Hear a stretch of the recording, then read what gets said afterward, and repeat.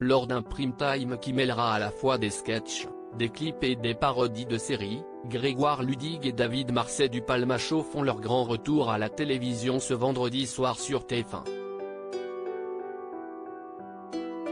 De nombreux invités sont présents pour animer cette soirée, dont le célèbre acteur Benoît Poelvoorde.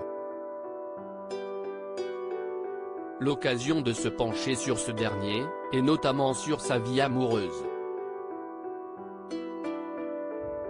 Pour rappel, après un mariage d'une vingtaine d'années avec une certaine Coralie, il a vécu une idylle avec l'actrice et chanteuse Chiara Mastroianni.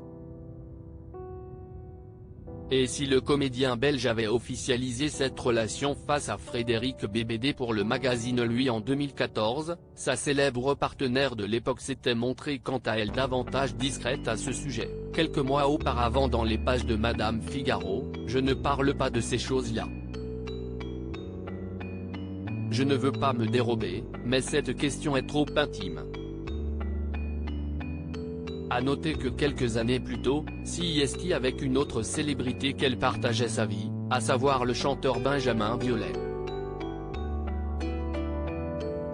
Ils ont été mariés de 2002 à 2009.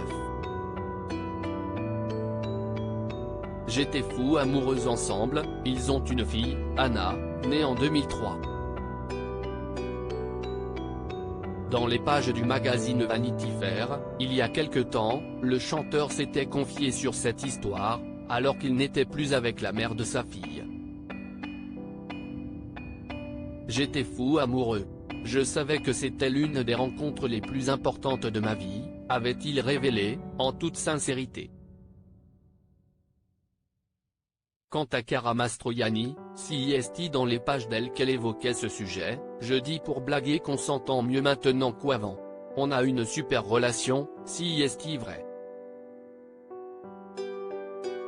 CIST le fruit d'une volonté, parce qu'on a un enfant ensemble. Je n'ai jamais connu mes parents ensemble, mais ils ont toujours fait en sorte de se voir en tant qu'amis pour moi. Cela fait donc un point en commun, entre Benoît Poelvoorde et Benjamin Biolay. Précisons que les deux hommes n'ont jamais réellement partagé de projet en commun, si ce n'est sur le film Et j'aime à la fureur en 2021, dans lequel le premier apparaît à l'écran et le second compose la bande originale.